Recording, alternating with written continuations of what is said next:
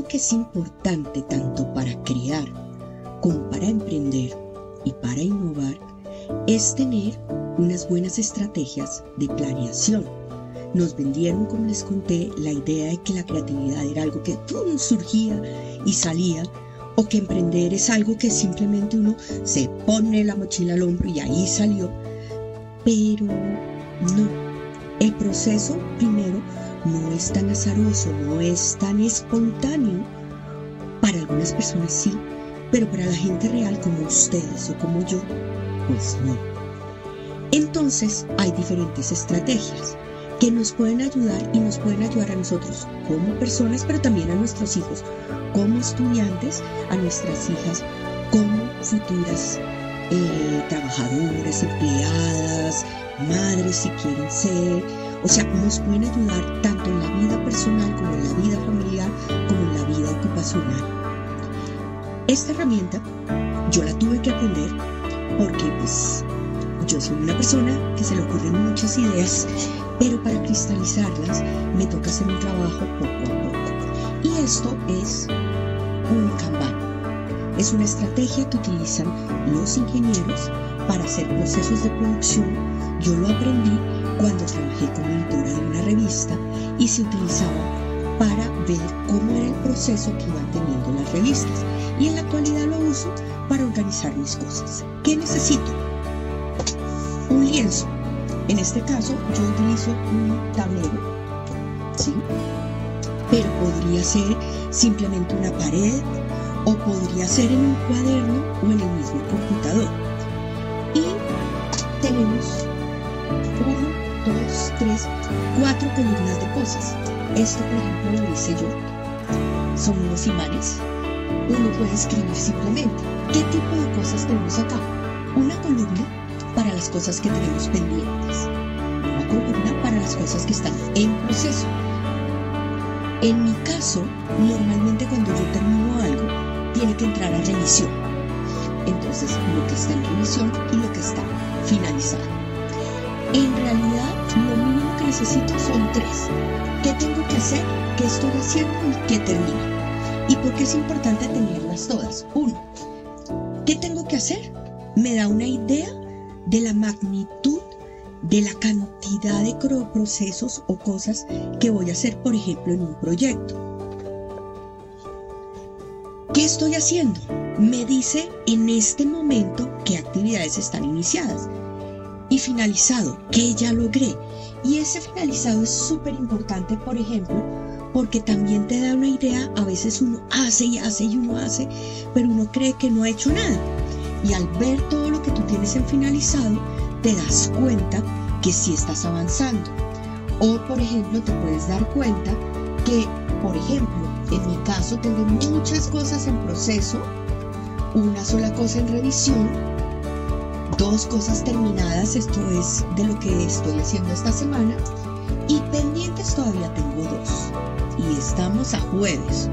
Luego tengo bastante trabajo para hoy, jueves y viernes, porque todo esto debería quedar acá en revisión.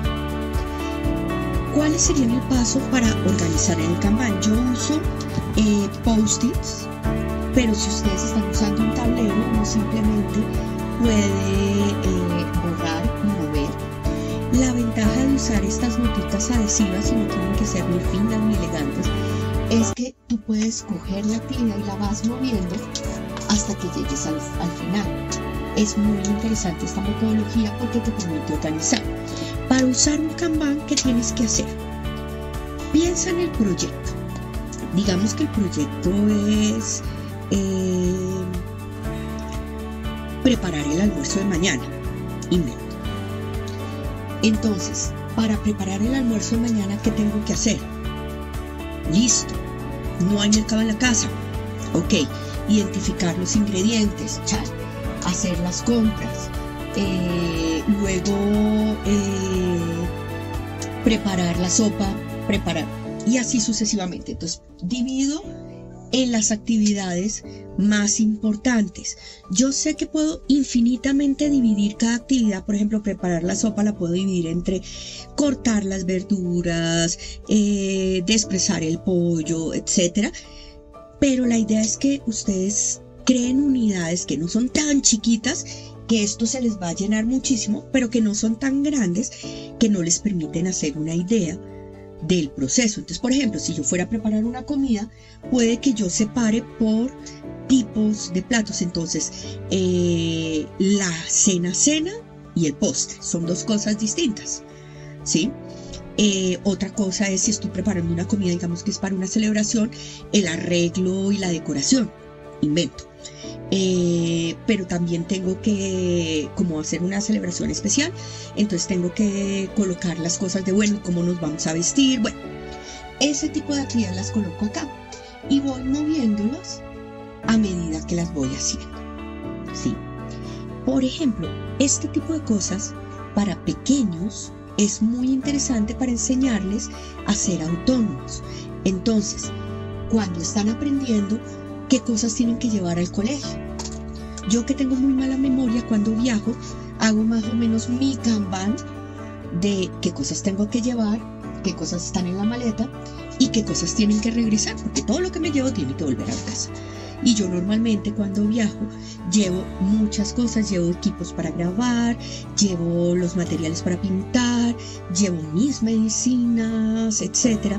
Y si yo no hago eso, pues se me olvida la mitad de las cosas. Esta actividad de hacer un Kanban puede ser muy potente para ustedes, y en el desafío que les estoy poniendo en esta unidad, o que les estamos poniendo en esta unidad, donde ustedes van a hacer un emprendimiento personal familiar, ya sea organizar algo, crear algo en conjunto, armar un paseo, no sé, hagan un Kanban, hagan el ejercicio de hacer un Kanban, solo por aprender la técnica. Es posible que sea algo muy potente que les ayude a ustedes como personas, pero también que le ayude a sus hijos e hijas a organizarse también. Y eso trasciende su capacidad de emprender o de innovar. Eso puede servirles para mejorar en su organización académica, por ejemplo. Entonces, ¿se animan a hacer su propio Kanban? Háganlo alrededor de un proyecto que me van a compartir, que sería el emprendimiento familiar.